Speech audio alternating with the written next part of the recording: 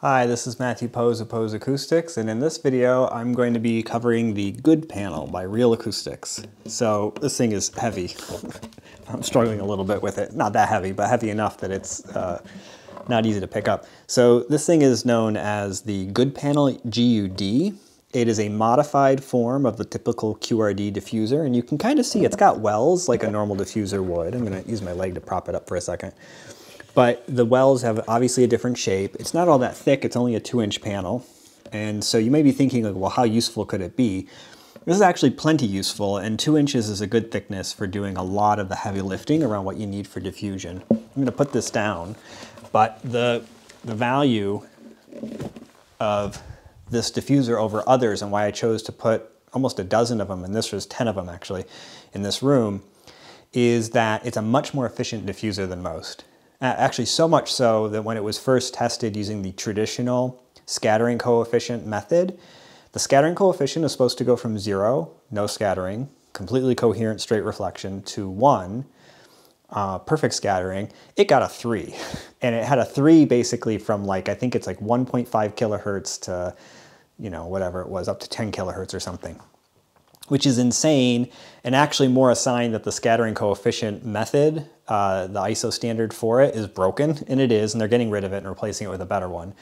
But the more important thing was that it achieved that because it has no absorption at all in its diffusion range. It's just a straight diffuser. It works extremely well. And so I chose it because you get to put these on the wall. They're 2-inch diffusers, and you're going to get better performance for that 2-inch depth than you would otherwise get. You get a wider bandwidth, so it's going to diffuse from around 1 kilohertz up to very high, 10 to 15 kilohertz, which is unusual and usually requires specialized designs to achieve that. It actually looks kind of nice. I like the look of it, so I don't mind having them uncovered.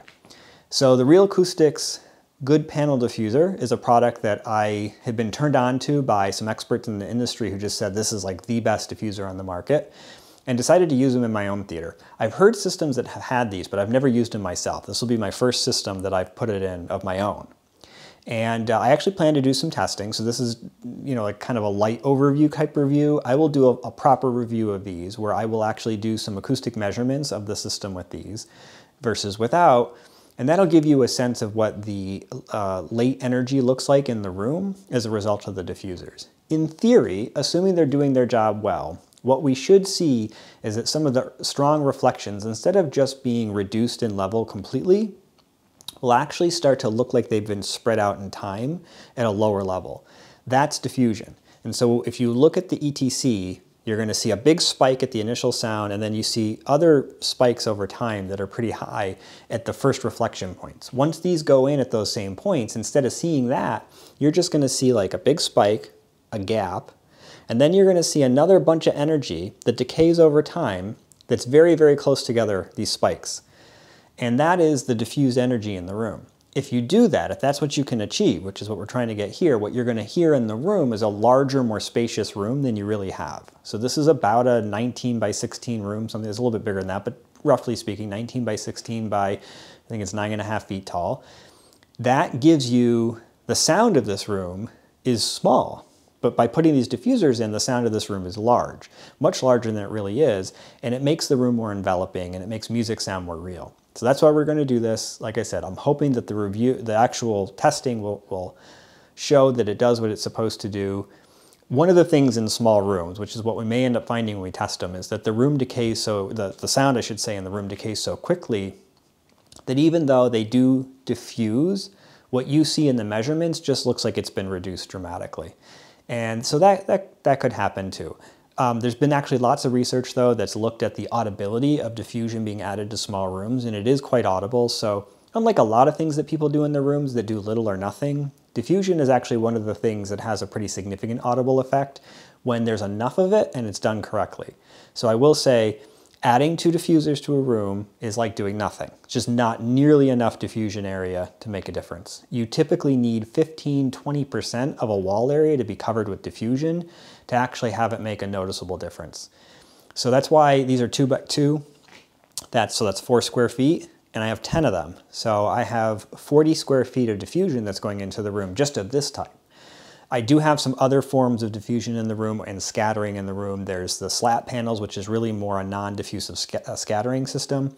And then I do have some deeper 6-inch QRD style diffusers as well. And that's actually 16 square feet of that.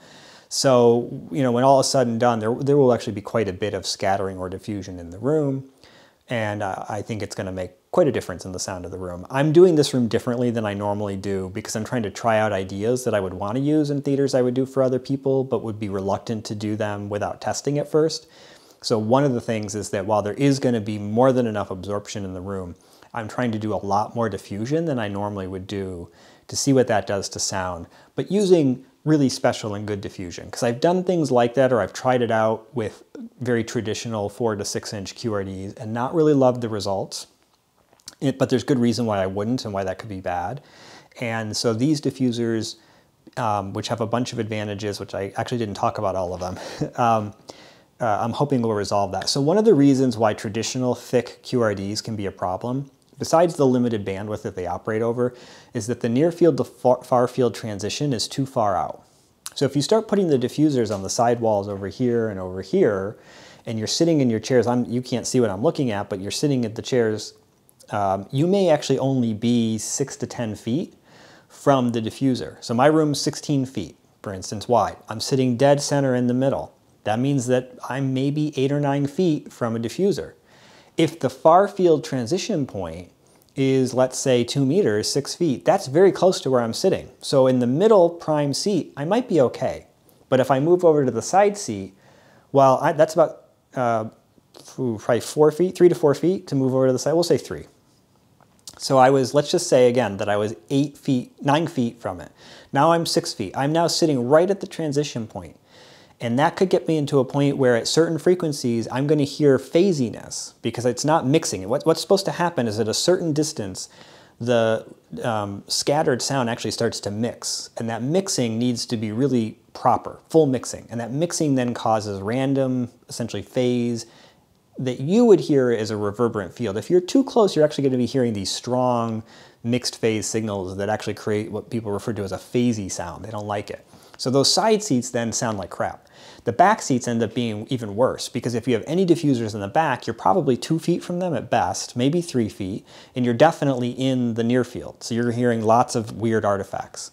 The ceiling can have the same problem. So I have tall ceilings, that helps. But what if you have 8-foot ceilings and you're sitting in your chair and you've put diffusion on it and it's 6 inches and you need to get 6 feet?